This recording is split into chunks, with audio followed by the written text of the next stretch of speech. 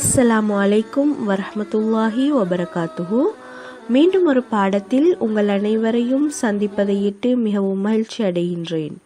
புகழ் அனைத்தும் அல்லாஹுவுக்கே. அல்ஹம்துலில்லாஹ்.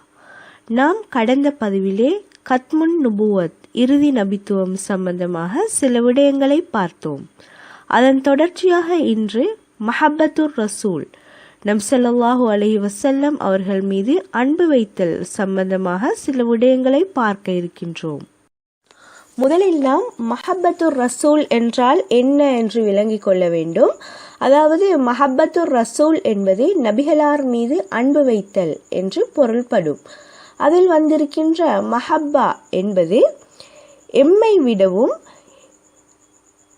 எமது உயிரை விடவும் மேலாக ஒருவரை மதித்து அவருக்காக எதனையும் அர்ப்பணிக்கக்கூடிய ஒரு நிலையை சுட்டி காட்டுவதற்காகத்தான் இந்த மஹப்பத் என்ற சொல் பயன்படுத்தப்பட்டிருக்கின்றது. அதாவது நபி ஸல்லல்லாஹு அலைஹி வஸல்லம் அவர்கள் கூறினார்கள், ஒருவர் தனது பிள்ளையை விடவும் பெற்றோரை விடவும் மற்றெல்லா உயிரினங்களை விடவும் நான் உங்களுக்கு அன்புக்குரியவராக மாறும் வரை அவர் ஈமான் கொண்டவராக முடியாது என்று நபி ஸல்லல்லாஹு அலைஹி வஸல்லம் அவர்கள் குறிப்பிட்டிருக்கின்றார்கள். அந்த வகையில் நாம் நபிகளார் மீது அன்பு வைப்பது ஈமானை சார்ந்த விடயமாக கருதப்படுவதால் அவர்களை எமது வாழ்வில் அச்சட்டாக பின்பற்றி அவரை முன்மாதிரியாக எடுத்துக்கொள்ள வேண்டும்.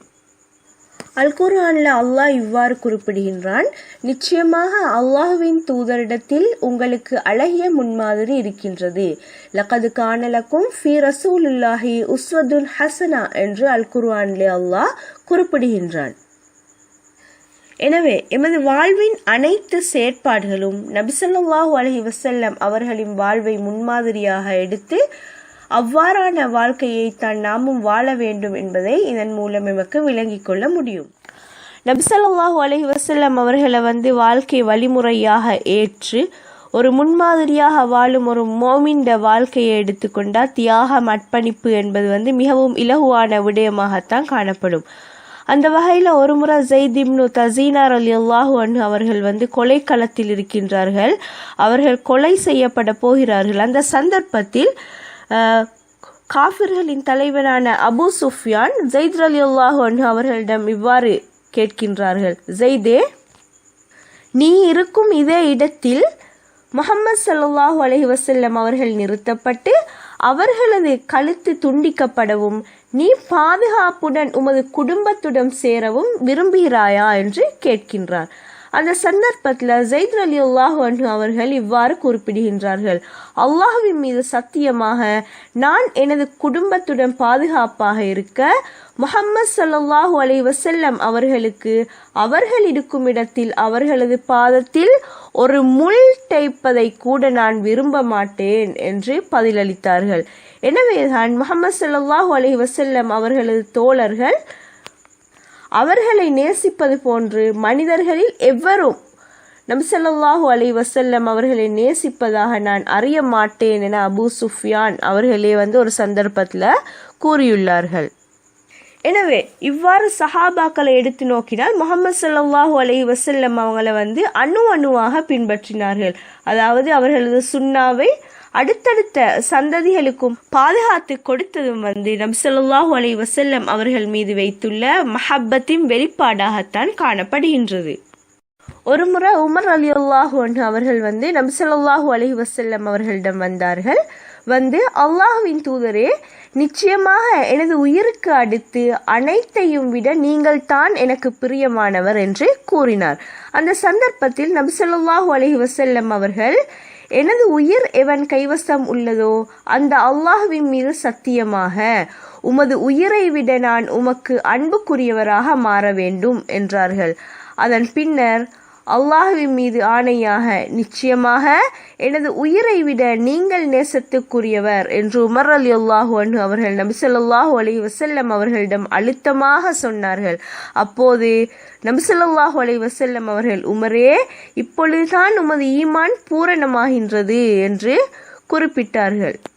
இதனால் தான் முஃமின்களை பொறுத்தவரையில அவர்களது உயிரை விட நபி ஸல்லல்லாஹு அலைஹி வஸல்லம் அவர்கள் மேலானவர்கள் என்று அல் குர்ஆனிலே அல்லாஹ் குறிப்பிட்டு காட்டுகின்றான். ஒரு முஸ்லிம் நபிகளாருக்கு ஆற்ற வேண்டிய பல கடமைகள் காணப்படுகின்றன. அந்த வகையில் முதலாவது நபி ஸல்லல்லாஹு அலைஹி வஸல்லம் அவர்கள் மீது அதிகம் ஸலவாத் சொல்ல வேண்டும். அல்லாஹு தாலாவும் பின்வரும் வழிமுறைகளூடாக நபி ஸல்லல்லாஹு அலைஹி வஸல்லம் அவர்கள் மீது அன்பு வைப்பதை கடமையாக்கியுள்ளன. அதாவது தொழுகையில் அத்தஹியாத்தில் நபியே உங்கள் மீது சலாம் உண்டாவதாக என்று முன்னிலையில் கூறுதல். அதே நேரம் தொழுகையின் இறுதி அத்தஹியாத்தை எடுத்து நோக்கினால் நபி அவர்கள் மீது ஸலவாத் சொல்லுதல். இவ்வாறான வழிமுறைகளை அல்லாஹ் கடமையாக்கியுள்ளான். அதே போன்று ஏனைய சந்தர்ப்பங்களிலும் நபி ஸல்லல்லாஹு அலைஹி வஸல்லம் அவர்கள் மீது அதிகம் ஸலவாத் சொல்ல வேண்டும் என்று அல் குர்ஆனிலே அல்லாஹ் குறிப்பிட்டிருக்கின்றான். நிச்சயமாக அல்லாஹும் அவனது மலக்குகளும் நபியவர்கள் மீது ஸலவாத் சொல்கிறார்கள். விசுவாசிகளே, நீங்களும் அவர்களின் மீது ஸலவாத்தும் சலாமும் சொல்லுங்கள் என்று அல் குர்ஆனிலே அல்லாஹ் குறிப்பிடுகின்றான். அடுத்தது அன்னாரது வாழ்க்கை வரலாற்றை முழுமையாக கற்றல். அதாவது நபி ஸல்லல்லாஹு அலைஹி வஸல்லம் அவர்களது வரலாற்றை நாமும் தேடி கற்று அதன் அடிப்படையில் எமது வாழ்க்கையையும் நாம் அமைத்து கொள்ள வேண்டும். அடுத்து அன்னாரை முழுமையாக பின்பற்றுதல். நபி ஸல்லல்லாஹு அலைஹி வஸல்லம் எதை செய்யுமாறு ஏவி இருக்கின்றார்களோ அவற்றை செய்து, எவற்றை செய்யாமல் இருக்குமாறு தடுத்திருக்கின்றாரோ அவற்றை தடுத்தும் எமது வாழ்வை நாம் ஏற்று நடக்க வேண்டும். அதே போன்று நபி ஸல்லல்லாஹு அலைஹி வஸல்லம் அவர்களுக்கு எதிராக புனைந்துரை போரை நாம் எதிர்க்க வேண்டும். அதாவது நபி ஸல்லல்லாஹு அலைஹி வஸல்லம் அவர்களது ஹதீஸை மறுக்கின்ற ஒரு கூட்டம் இருக்கின்றது போல வழிகட்ட அகீதா பிரிவுகள் பலவும் தோற்றம் பெற்றிருக்கின்றது. எனவே அவற்றை நாம் எதிர்க்க வேண்டும். அடுத்து அன்னார் கொண்டு வந்த தூதை மனித சமூகத்துக்கு எத்தி வைத்தல். நபி ஸல்லல்லாஹு அலைஹி வஸல்லம் அவங்க கொண்டு வந்த அந்த அல் குர்ஆனை முழு மனித சமூகத்துக்கும் எத்தி வைக்க வேண்டியதும் எமது கடமையாக காணப்படுகின்றது.